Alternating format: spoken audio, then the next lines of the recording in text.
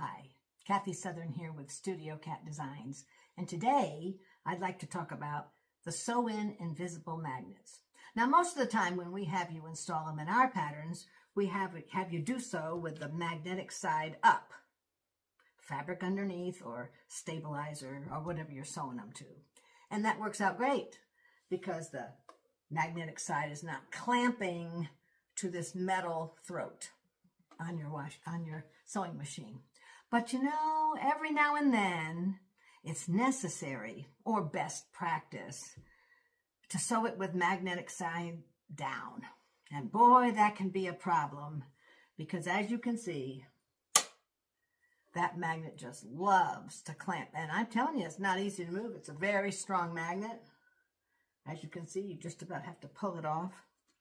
But I've come across a little trick I thought I might like to share with you. It's helped me out. There is in particular in step 2A of our brand new pattern, the Expandomatic, a little section where I like to have y'all sew it in place with the magnet down. And the reason, the magnetic side down, and the reason for that is because you're required in the beginning of that step to sew your magnetic side up on the fusible side of your interfacing. And then the interfacing gets fused to the lining of a pocket. And that's great. You can see where I've sewn the magnet in. And it's fused to the lining. This could be lining. But the problem with that is it's really not sewn in place in the fabric. And I've come across problems with this in the past. I don't think that magnet's going to come off that interfacing, but constantly pushing and pulling and pushing and pulling on the interfacing in that pocket could cause the interfacing to give way. And then your magnet drops, or it's not always reliably going to click. So the way we have gone about this is to say, fuse it in place onto your lining, and then turn around and sew it in place again through the interfacing and the lining. And what this does is, yes, the stitching will show up on your lining. And that's okay. It's on the inside of the pocket. Not ideal, I would agree, but I'd rather have the stitching seen on the inside of the lining than on the outside of the bag. And I would much prefer that than for that interfacing to give way and not be reliable anymore. So at any rate, let me show you an easy way to neutralize the fact that this magnet, when it's magnetic side down, is going to want to clamp to that throat, make it almost impossible to sew it in place as it is right here. You can see how it clamps. And it's just not easy to do that and sew effectively. It just isn't. Your stitches get weird, you know, and the bobbin doesn't like it. So this is what I do. You're going to need a couple things, and these are pretty cheap and pretty easy to find. Most everybody has refrigerator magnets, right? I know I have a ton of them. This one's from my church that I got yesterday. And I also have this. This is another example.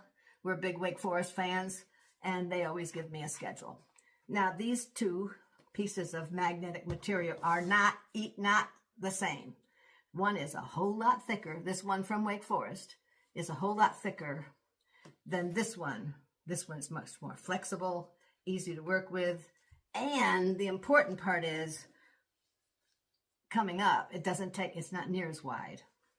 And by width, I mean this part is not near as wide as the other one from Wake. So what I always do when I have to do this is I take a ring guide and I want to measure the width, and I'll poke this down so you can see it.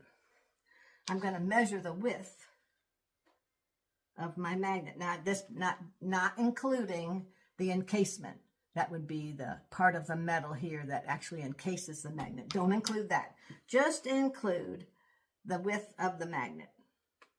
And this is about a size 5. Now, you could say, I just don't have a ring guide like that around. Well, you probably could get one at your jewelry store, or I printed this one for free off the internet this morning. Just look for a ring size guide.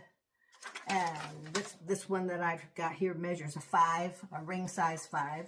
And then just cut out the center, not the metal encasement, just the center of that. And then trace it, like I did here, onto your magnet. And I like to use the white. Now, there is a magnetic side to those too, obviously. This is the little refrigerator magnet, but this is not the magnetic side. That's the magnetic side. All right. So that's what I did. I came up with a nice little piece of magnet. It's not near as strong as this magnet. And obviously it does click right in place. And when that happens, yes, it clamps, but now all of a sudden it's so much easier to move around. It knocks off, and keep in mind too, there'll be a certain amount of that effect from the fabric that's also in place over the magnetic side. So let's show you what we're going to do. I'm going to take this magnet off if I can. All right. Now, this is the non-magnetic side. This is the magnetic side. And I'm going to, wait a minute. I like this one better.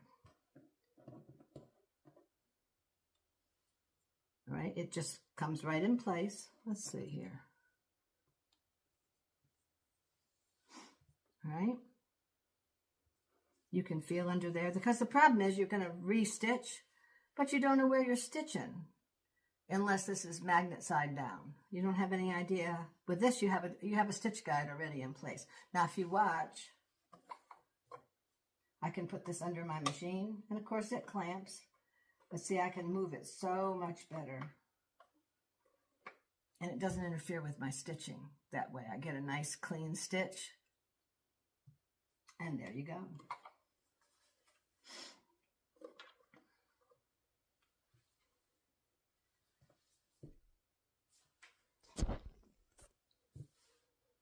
I hope that helps. You could probably use it on other applications too when it comes to magnets. Thanks a bunch. I hope this helps you out with those little tricky situations, and I'll talk to you more later. Thank you. Bye-bye.